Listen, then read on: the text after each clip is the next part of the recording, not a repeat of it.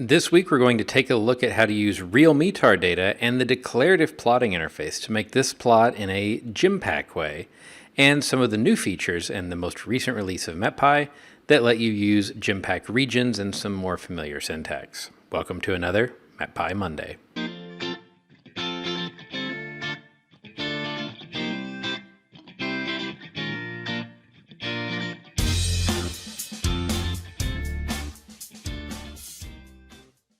Hello, I'm John Lehman, a software engineer for Unidata. This week we're going to look at some more new features in the most recent release of MetPy, which include GEMPAK areas that accept plus and minus arguments, for example. And I want to show you a couple tricks that you're going to have to do to use real-time METAR data and make surface plots with it, because there are a couple of stumbling blocks that you might not expect. So we're all pretty familiar by now with using Siphon to get METAR data. We've talked about it in the last several weeks here. So we're not going to spend too much time on this. We're going to generate a TDS catalog instance that points at threads test for our data. Threads test.unidata.ucar.edu/threads/catalog NoAport text METAR catalog.xml.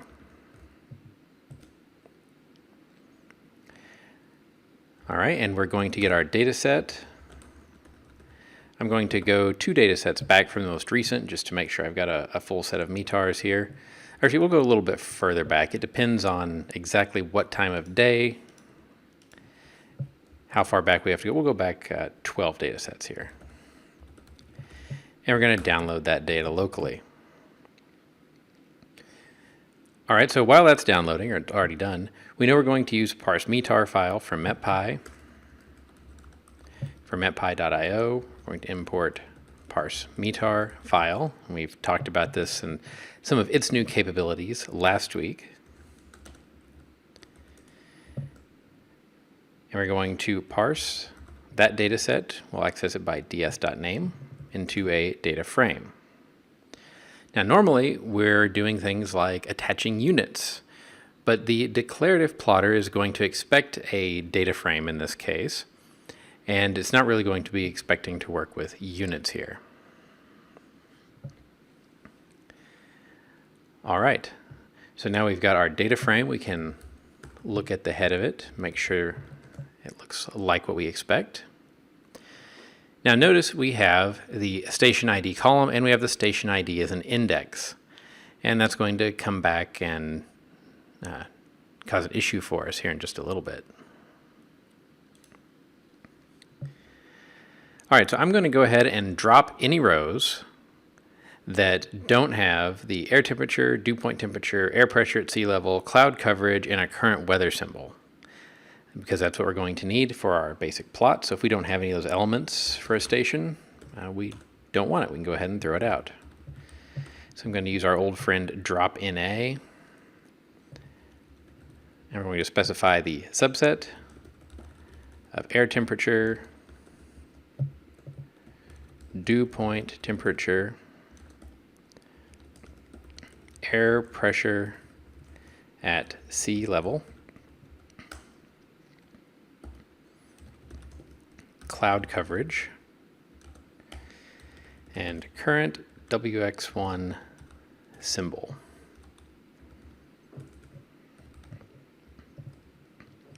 So there's our subset. How, we're going to drop it if any of those are missing.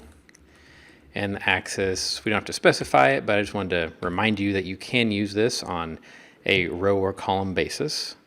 And we're going to go ahead and specify index.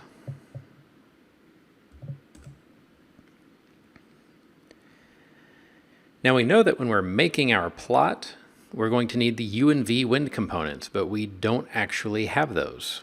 We have wind speed and wind direction. But luckily, that's something that metpy.calc can help us out with. Import metpy.calc as mpcalc. And from metpy.units, import eunits.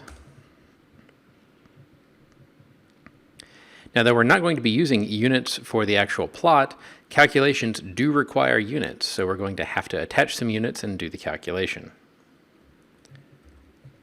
I'm going to use the unpacking syntax to create the uwind and vwind data series in our data frame.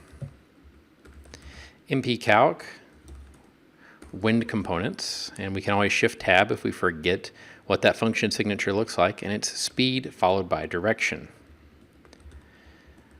So df wind speed is our data series for wind speed. We have to get the values out of it and then attach units, in this case meters per second. Wind direction, and again dot values, so we can attach units, degrees.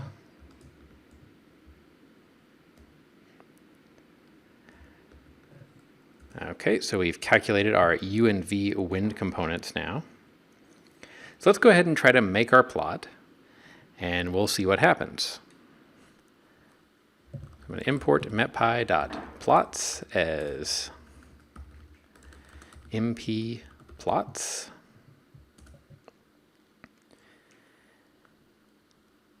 And now we're going to go ahead and use the declarative syntax. So we're going to create an observation plot, and then a map panel to put that observation plot on, and then a panel container to put that map panel in. If you're not familiar with the declarative syntax, we've done several videos on how to use it and sort of this three-layer structure. First, I'm going to create obs, and from mplots, that's going to be done using the plot obs object. Our obs.data is our data frame df. We don't have a level here. It's going to be surface, whatever that is. And for the fields, we need to pass a list of the field names. So air temperature, dew point temperature, air pressure at sea level, cloud coverage, and again, current WX1 symbol. Obs.locations, this is where we're going to plot each of those things. We're going to plot them in the northwest quadrant, the southwest quadrant, the northeast quadrant, the center, and the west quadrant. For the colors that we want to plot in, red, green, black, and blue. For the formats, now really only here we're going to need to specify a pressure and then the special fonts like sky cover and current weather. For things that we don't care about so much like air temperature and dew point pressure, we don't really need to do anything special. We'll just say none. So none on those. I'm going to use a lambda function if you're not familiar with these. I encourage you to check out one of our previous MetPy Mondays on that. And that's going to let me format atmospheric pressure as we're used to seeing it on our surface observation plots. Then we're going to use the sky cover font and the current weather font or symbols.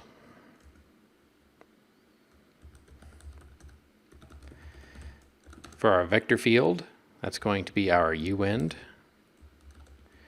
and vwind. And we can specify reduced points if we want, just so our map is not so dense. All right, so finally, we're ready for a map panel. So we'll create a map panel instance. The layout is going to be pretty simple in this case, just one panel, one plot. For the area, we're going to specify the Kansas area. Remember, you can use US or any states, and there are several other abbreviations, something that we're working on adding to the documentation. Can specify a projection, Lambert-Koenig conformal in my case.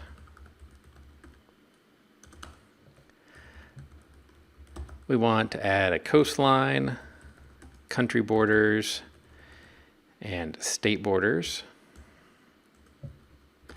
Now we need to tell this panel what plots it's going to contain. It's going to contain the OBS plots.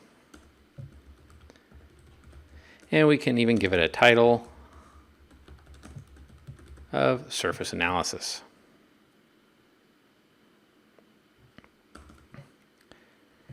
Now the last thing that we need is a panel container.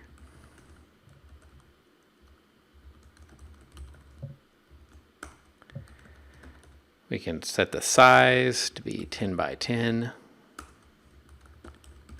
And then we need to tell what panels it contains, which is our single panel called panel. And finally, we'll call .show.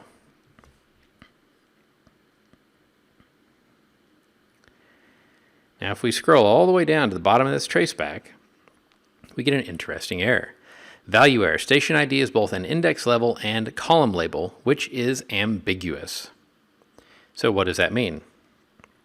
Well, remember, back up here, we have the station ID index. We renamed it to station ID. And we have a column station ID. And it's looking for station ID as one of the possible column names or series names to use, but I don't know how to resolve which one of these to use because they're not necessarily going to be the same. So what do we do? Well, the simplest thing I've found to do is df.index.name none. So we're going to just remove the name from the index of this data frame. Now it will just see the station ID data series and use that. And there we go. Now we've got our beautiful surface plot with near real-time METAR data. We've got a little thunderstorm symbol up here, so all of our fonts are working out just great. Now, one of the recent additions to MetPy in the most recent release is you can use the plus and minus syntax. So for example, Kansas plus will zoom in to just a more state instead of a region level view, and plus plus will zoom in even more. Just a few stations showing there. Likewise, minus minus will zoom quite a ways out. In fact, this time it's basically all of CONUS, and we would obviously need to do some more point reduction there. Or Kansas minus would zoom out and just give us still quite a bit of CONUS there, but with Kansas at the center. So I hope that you found this useful and that it shows you a couple of tricks that you might have to work with to take real data and manipulate it into a way that you can plot it with MetPy. We hope you're enjoying the most recent release of MetPy, and we'll see you with more tips on next week's MetPy Monday.